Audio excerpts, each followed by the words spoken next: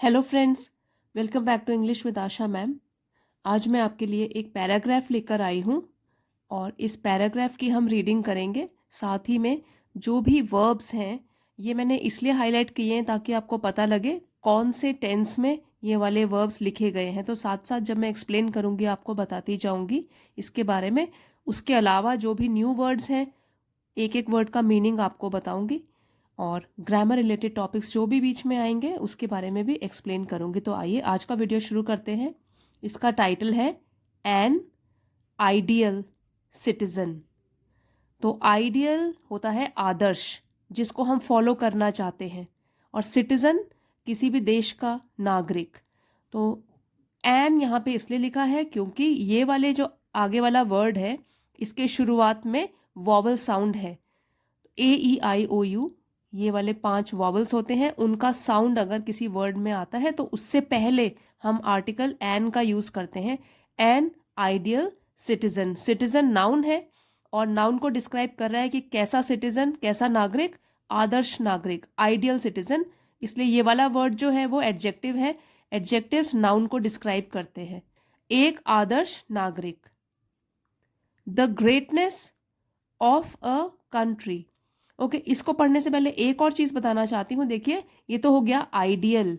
एक होता है IDLE, आइडल मतलब बेकार, बेकारी बैठे रहना, जो टाइम पास करता रहता है, आइडल। एक होता है आइडियल सिटीजन, आदर्श नागरिक, और एक हम ऐसे भी बोल सकते हैं आइडल। आइडल मतलब जो बेकार में ही बैठा रहता है और टाइम पास करता है, आइडल सिटीजन। तो हम तो यहाँ आइडियल की बात कर रहे हैं। The greatness of a country rests upon the caliber of its citizens. The greatness means महानता, rests upon means निर्भर करती है, कैलिबर का मतलब होता है क्षमता, कैपेबिलिटी, कितनी कैपेबिलिटी है, कैसी क्षमता है कोई भी चीज करने की। सिटीजन्स नागरिक, तो किसी भी देश की महानता उसमें रहने वाले नागरिकों की क्षमता पर निर्भर करती है। यहाँ पे जो इट्स सिटीजन्स है, ये जो इट्स है ये कंट्री के लिए पर्सनल प्रोनाउन है। मतलब इस कंट्री में रहने वाले कैसे नागरिक होंगे उसके लिए ये प्रोनाउन यूज किया गया है। इसको कहते हैं पर्सनल प्रोनाउन। तो उनमें रहने वाले नागरिकों के ऊपर, उनकी क्षमता के ऊपर देश की महानता निर्भर करती है। The greatness of a country rests upon the caliber of its citizens. An ideal citizen fights for his rights. And again हमने आर्टिकल एन का यूज किया है। आइडियल सिटीजन, एक आदर्श नागरिक, फाइट्स मीन्स लड़ता है।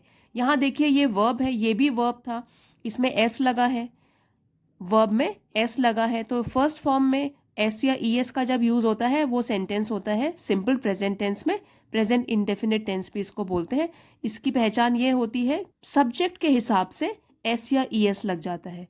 तो ये भी है ideal citizen fights for his rights. Rights मतलब अधिकार, तो फाइट्स लड़ता है। एक आदर्श नागरिक जो है वो अपने अधिकारों के लिए लड़ता है। बट लेकिन he first performs his duties before asserting entitlements. But लेकिन, परफॉर्म मतलब पालन करना, ड्यूटी कर्तव्य, asserting जताना, assert करना, जताना, हक जताना, और एंटाइटलमेंट होता है जो उनके अधिकार होते हैं। किसी भी के भी अधिकार जो होते हैं वो कहलाते हैं एंटाइटलमेंट। तो लेकिन ही फर्स्ट परफॉर्म्स हिज ड्यूटीज। ही कौन है? आइडियल सिटीजन के लिए है कि वो पहले पालन करता है अपनी ड्यूटीज का और अपने कर्तव्यों का। Before asserting entitlements. Before means पहले, ऐसे बोल सकते हैं कि हक जताने से पहले या किसी चीज पर अपना अधिकार जताने से पहले वो अपनी ड्यूटी परफॉर्म करता है, अपने कर्तव्यों का पहले पालन करता है, फिर वो अपने अधिकारों के लिए लड़ता है। यहां से अभी पढ़ते हैं, but he first performs his duties before asserting entitlements. An ideal citizen knows the value of his vote. अब एक और चीज क्वालिटी बताई गई है कि जो आदर्श नागरिक होता है, नोज। यहां पे हमको पता लग रहा है कि एस या ES इसके हिसाब से सब्जेक्ट के हिसाब से यहाँ पे एस आया है, तो सिंपल प्रेजेंट टेंस में है सेंटेंस। उससे पहले ये वर्ब आईएनजी के साथ यूज किया गया है, वर्ब की फिफ्थ फॉर्म है, वर्ब आईएनजी फॉर्म यूज की गई है यहाँ पे। An ideal citizen knows the value of his vote, एक आदर्श नागरिक को पता है द वैल्यू, कीमत, ऑफ हिज वोट, अपने वोट की कीमत उसको पता है कि उसका वोट अगर वो किसी पार्टी को देता है, किसी उम्मीदवार को देता है तो कितना कीमती है उसका वोट, ये भी उसको उसकी कीमत पता है। देयरफॉर, इसलिए, ये जो है कंजंक्शन है, therefore he castes it in favour of the most deserving candidate. Therefore, इसलिए, ही, वो आदर्श नागरिक के लिए बोला गया है कि वो कास्ट्स डालता है इन फेवर, फेवर मतलब पक्ष, और मोस्ट डिजर्विंग, डिजर्विंग मतलब जो सबसे योग्य हो, काबिल हो, और कैंडिडेट उम्मीदवार। तो यहाँ पे कहा गया है कि इसलिए जब वो अपना वोट डालता है तो वो सबसे मोस्ट, सबसे योग्य उम्मीदवार के पक्ष में अपने वोट को डालता है, क्योंकि उसको पता है उसका वोट जो है कितना कीमती है। Irrespective of party affiliation, irrespective मतलब नॉट अफेक्टेड बाय, जिसको कि फर्क नहीं पड़ता, ऑफ पार्टी अफिलिएशन, कोई उम्मीदवार किसी भी पार्टी से जुड़ा हो, इससे उसको फर्क नहीं पड़ता कि कौन किस पार्टी से बिलोंग करता है, कौन किस पार्टी से जुड़ा है, इससे उसको फर्क नहीं पड़ता। जो सबसे योग्य उम्मीदवार होता है उसी के पक्ष में वो अपना वोट डालता है। An ideal citizen is broad minded, यहाँ पे इससे पता लग रहा है हमको, इज एम आर जो है वो भी सिंपल प्रेजेंट टेंस में यूज होते हैं कि एन आइडियल सिटीजन आदर्श नागरिक है broad minded. Broad minded means ऊंचे विचार रखने वाला, उसकी छोटी सी सोच नहीं होती है, ऊंचे विचार रखता है, ब्रॉड माइंडेड। इसका ही ऑपोजिट वर्ड हो गया नैरो माइंडेड, जिसकी सोच बहुत छोटी होती है। He harbours no animosity towards people of diverse castes और रिलीजन। हार्बर मतलब रखना, एनिमोसिटी मीन्स दुश्मनी, टूवर्ड्स के प्रति, और डाइवर्स मतलब अलग अलग, विभिन्न, कास्ट और रिलीजन तो जाति और धर्म। He harbors no animosity towards people of diverse castes or religion. जो आदर्श नागरिक होता है वो किसी भी अलग अलग धर्म और जाति के लोगों के प्रति दुश्मनी की भावना नहीं रखता है। No animosity towards people belonging to different या डाइवर्स कास्ट और रिलीजन, वो अलग अलग जाति या धर्म से बिलोंग करने वाले लोगों के प्रति दुश्मनी की भावना नहीं रखता है। An ideal citizen follows the path of reason, तो फॉलोज मीन्स चलता है या फॉलो करता है, आगे बढ़ता है, पाथ रास्ता, और रीजन होता है तर्क, जिसमें हम अपने दिमाग का यूज करते हैं और सही गलत की पहचान हमको पता लगती है। तो यहाँ पे भी देखिए फॉलोज है, क्योंकि ये आइडियल सिटीजन सिंगुलर सब्जेक्ट है तो यहाँ पे सिंगुलर वर्ब है, वर्ब फर्स्ट फॉर्म के साथ एस या ई एस का यूज किया गया है।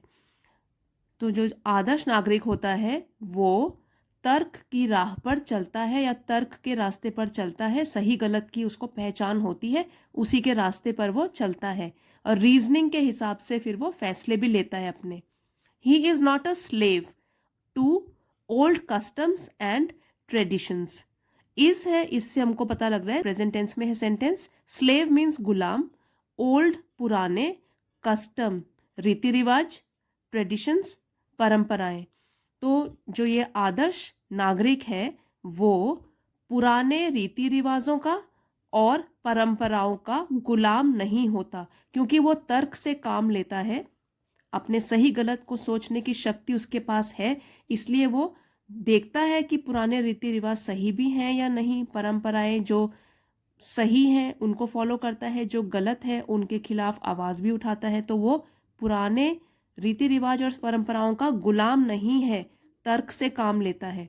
He is ready to adopt the good wherever he finds it and give up the evil wherever it may B.